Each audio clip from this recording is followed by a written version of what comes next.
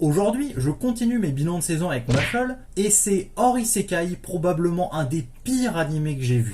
Le scénario est nul, les blagues sont nulles, les personnages sont nuls, l'animation est nulle, sexuellement c'est nul, tout est nul. Pour la mise en contexte, Mashle c'est un animé que j'attendais, parce que je le voyais dans les librairies, et je me disais que comme il y avait une dizaine de tomes, ça devait se vendre. Donc quand j'ai vu le premier épisode, je me suis dit c'est sympathique, c'était pas incroyablement drôle, mais comme c'était un premier épisode, je me suis dit que j'allais attendre la suite. Donc le deuxième épisode arrive, et c'est la continuité du premier. Mais après, c'est la descente aux enfers. L'animé, il a creusé plus vite que Mashle a enterré le proviseur. Déjà, on va commencer par ce qui est bien évidemment évident. Et c'est l'animation, qui est... ça passe, mais on aurait pu s'attendre à mieux. Parce qu'il y a plus d'efforts dans certains isekai pas terribles que ce qu'ils ont mis dans Mashle. Et même en termes de production design, c'est vraiment quelconque. C'est ni moche, ni beau, mais pas vraiment joli. Et même les paysages, c'est pas ouf, parce qu'à part l'école, tu vois vraiment pas grand chose. Pour vous donner un point de comparaison, regardez les 30 premières secondes de l'anime Nanatsu no Maken ga Shirai 2, et là vous allez voir la différence de production design, et aussi c'est quoi un monde magique. Parce que le monde magique de Mashle, parlons-en justement. Et le problème, c'est qu'on voit rien. Parce que à part voir des gens lancer de la magie,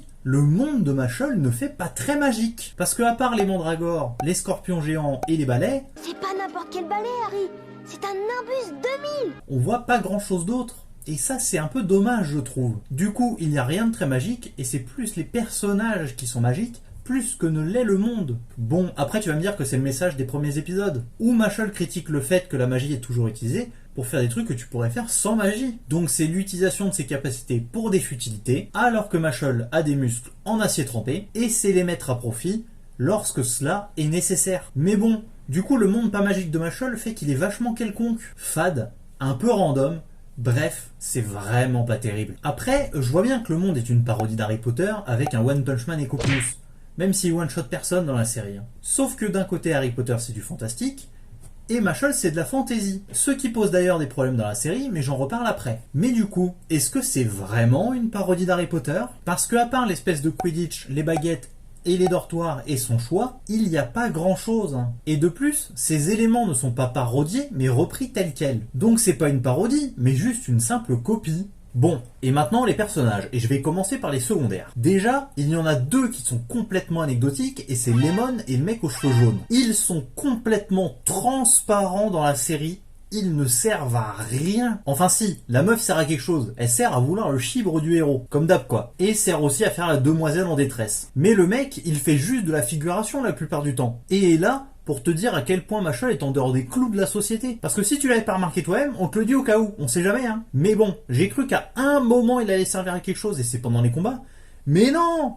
Il sert à rien. Il lance qu'un seul sort dans la série et c'est pour endormir la mandragore. Donc que le personnage il soit là ou pas dans la série, c'est du pareil au même. Après, on a bien évidemment le mec aux cheveux rouges qui se prend pour le personnage principal. Donc déjà, merci pour l'originalité parce qu'on l'a déjà vu ailleurs. Et le personnage n'est pas drôle. À chaque fois qu'il ouvre la bouche, c'est plus malaisant qu'autre chose. Hein. Comme le dialogue avec la meuf aux cheveux roses, hein, où il dit « Je ne peux pas me marier parce que j'ai déjà l'élu de mon cœur ». Bon déjà, la première fois c'était pas drôle, mais en plus, 30 secondes après, il te le répète.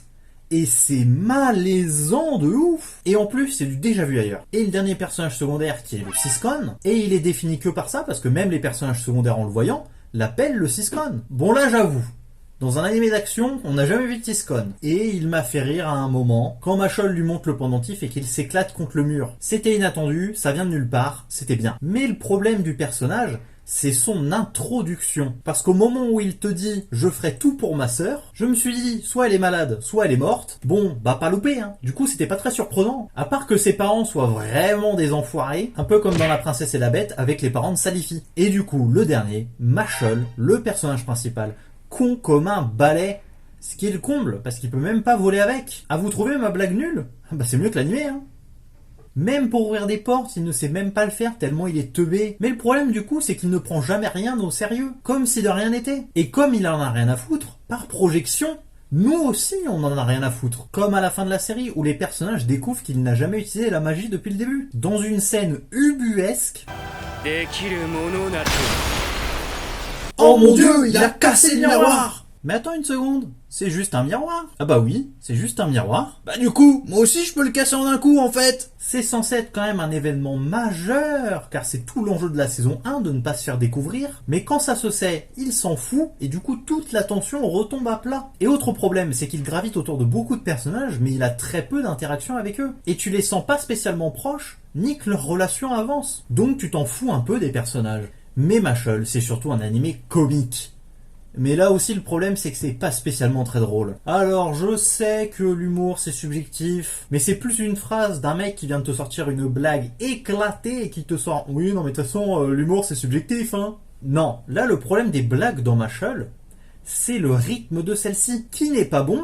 Parce que l'humour de Mashle c'est un humour absurde. Et l'absurdité vient de deux facteurs. La surprise et l'imprévisibilité. Et malheureusement, très souvent, la série le fait très mal. Comme la scène de l'épisode 4 où il vole sur un balai. Au final, tu le sais qu'il va réussir à voler d'une quelconque manière. Et le plan d'après, il est en l'air et on cache ses jambes. Donc la seule déduction possible, c'est qu'il bat ses jambes pour voler. Donc t'es pas surpris. Et c'était prévisible, donc l'humour ne marche pas. Mais il y a des scènes où cet humour marche. Comme quand il ouvre la porte du repère des méchants. Dans ce cas, tu sais qu'il va l'ouvrir d'une quelconque manière. Mais c'est la manière dont il va le faire qui est absurde. Et provoque des conséquences encore plus absurdes. Et c'est dans ce cas-là que l'humour va marcher. Mais bon, après un bon scénario, ça peut sauver de mauvaises blagues. Mais là, c'est même pas le cas. Parce que dans Mashle, il y a un autre truc qui est magique, et c'est le scénario. Hein. Parce que quand t'es obligé que ton personnage principal aille aux toilettes pour que ta prochaine scène ait lieu, c'est quand même un énorme foutage de gueule. Hein. Mais ne vous inquiétez pas, j'en ai d'autres dans le même genre. Comme le moment où le mec aux cheveux verts se barre en laissant celle aux cheveux rouges toute seule. Alors qu'en face, ils sont deux. Déjà, tu te demandes pourquoi il est pas parti avant, parce qu'ils attendaient à deux. Car ils savaient qu'il allait avoir deux personnes qui allaient arriver. Mais bon, au début, tu te dis qu'il doit y avoir une bonne raison à cela. Et cette raison, c'est qu'il prépare une magie qui va transformer Mashle en pierre. Mais en fait, non. Parce que quand la meuf aux cheveux roses perd,